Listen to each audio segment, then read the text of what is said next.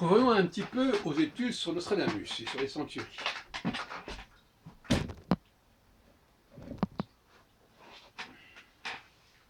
En 1997, j'ai fait une conférence aux Journées Verdun-Saunier sur Nostradamus et la Ligue, qui est parue dans un colloque publié par l'École normale supérieure. Et je montrais que des quatrains additionnels correspondaient à des enjeux de la période de la Ligue. Ce qui voulait dire que quand il y avait des additions aux centuries, c'était des additions qu'il fallait situer, qui permettaient de situer l'époque où ces additions avaient lieu. Si on arrivait à relier avec les événements de l'époque. Par exemple, le quatrain de la 46e quatrain de la 4e centurie,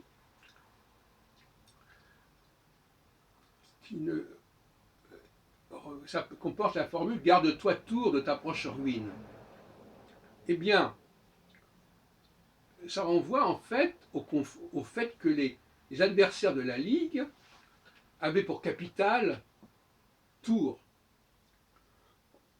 Et dans les travaux de Robert Benazra, de Daniel Rousseau, il est indiqué clairement que ce sont des quatrains additionnels, qui ne figuraient pas dans les toutes premières éditions que l'on connaît. Les éditions, c'est-à-dire à 4 centuries. Et on pourrait dire que d'une manière générale, toute addition est suspecte. Par exemple, le fait de voir, quand on prend un quatrain qui comporte le nom Chartres, et on voit qu'il est repris d'un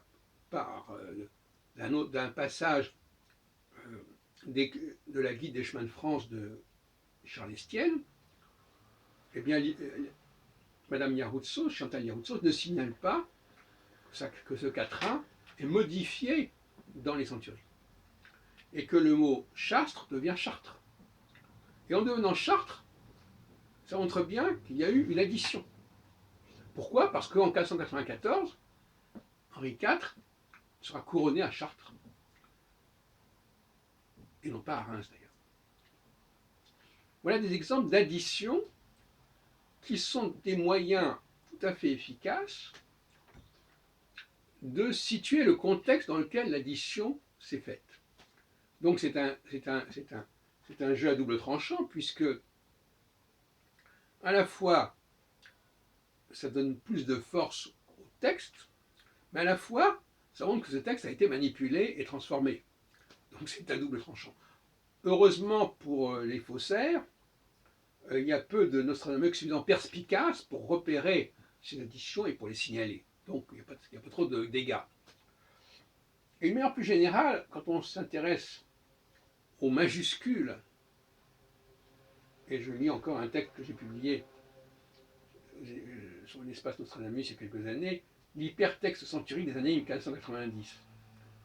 Eh bien, l'hypertexte, c'est aussi justement les majuscules. Quel est le rôle des majuscules? Pourquoi a-t-on ajouté les majuscules? Mais ce qui est certain, c'est que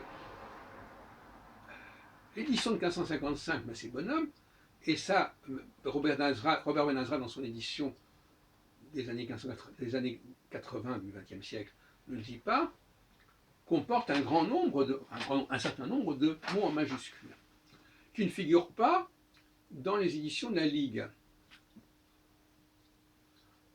Alors on pourrait dire qu'elles ont disparu dans les éditions de la Ligue, les éditions parisiennes de la Ligue, ou on peut dire qu'elles ont été rajoutées par les éditions lyonnaises des centuries.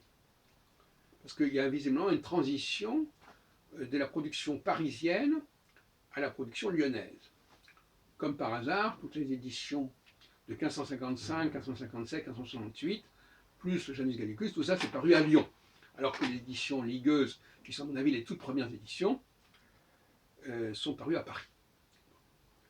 Et donc là aussi, on voit bien que ces rajouts permettent finalement de montrer le caractère tardif d'un document, qu'on aurait voulu montrer par la suite comme étant le plus ancien. Et d'ailleurs, je ne suis pas certain que les fausses éditions des centuries datées de 1555, etc., ne soient pas calquées sur des éditions qui seraient parues dans les années 1590, mais sans être antidatées, tout simplement parce qu'on aurait dit qu'on les a découvertes, par exemple, qu'on les a redécouvertes dans la... C'est ce que dit d'ailleurs Chavigny dans la brève vie de Nostradamus, au début du Génie Gallicus.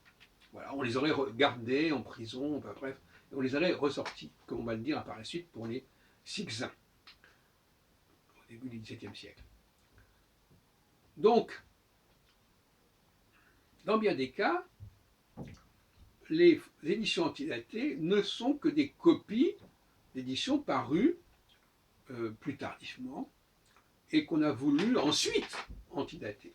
Bon, c'est une hypothèse qu'on peut lancer. Mais pour terminer, donc, dès qu'il y a une addition, alors par exemple des mots en majuscules, c'est une addition qu'on ne la trouve pas dans l'édition parisienne, ou quand on rajoute des quatrains, ou quand on modifie le texte d'un quatrain, tout cela permet de montrer que c'est une intervention tardive.